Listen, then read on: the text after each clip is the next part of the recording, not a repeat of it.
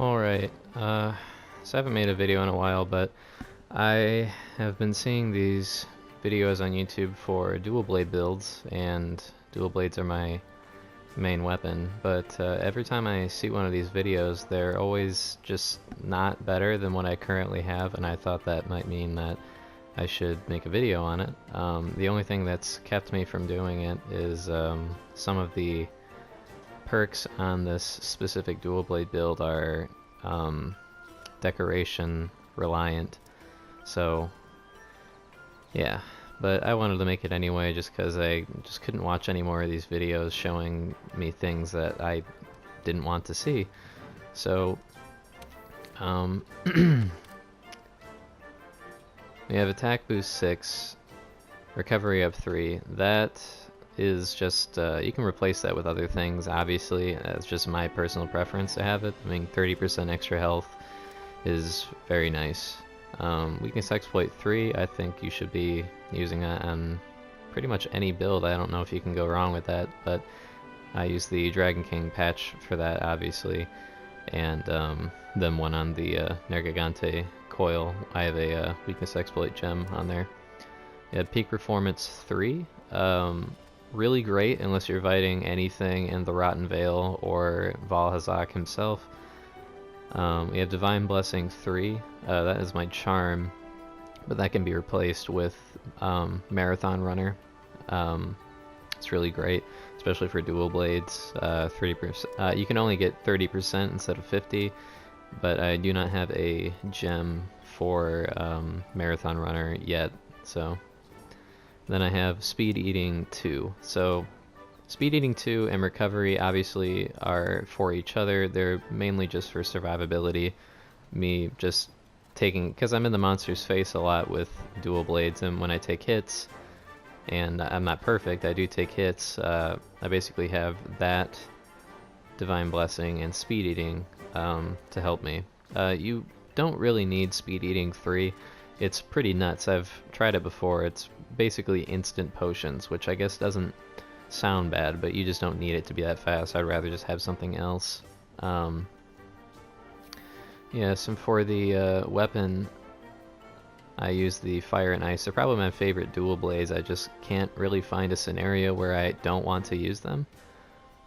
Because if you're fighting something that is not weak to ice, then you have the blast, and if you're fighting something that's not weak to blast, and you have the ice, and if their resistances really do just trump both of those, then I can always just use the Diablos clubs, which brings me to the next build, which is, let's see, yes, the Diablos clubs. These are the highest physical damage clubs in the game. The second being the Zora Magdaros ones, but they are much worse than these ones. I guess not for the blast, but in terms of just pure physical damage, then I definitely say that these are amazing.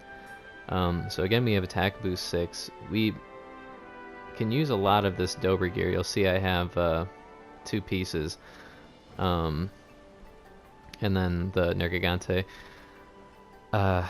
So yes, attack boost 6, 18. I could go to 7 if I wanted. I don't know. I don't need, I have enough.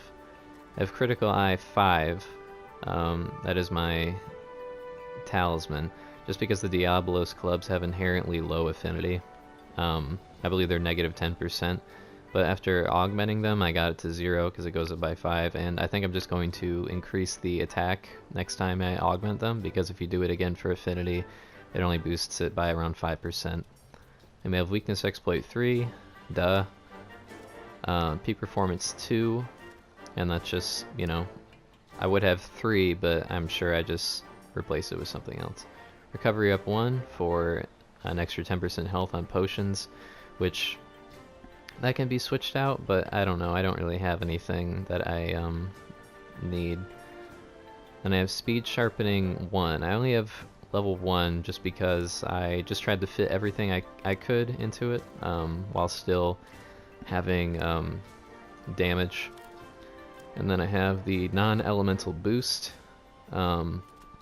to obviously boost the non-elemental damage of the Diablos clubs to push their raw damage even further. And then I have Protective Polish. That is a gem,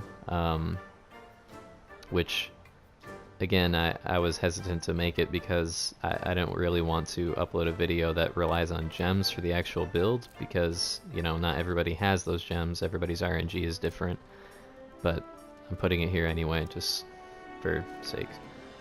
So as you can see, we have around 400 attack and 25% affinity after that, as opposed to negative 10% affinity with these Diablos Club's base. But they do some extreme damage. You don't even really need the augment. You know, 10% affinity isn't the end of the world, or negative 10%. You can obviously just boost that with more critical eye, maybe have expert gens, things like that. But yeah, definitely go try these, and I might make one on the Lance later. But I hope this is helpful, and I don't know, maybe I'll put up more. See ya.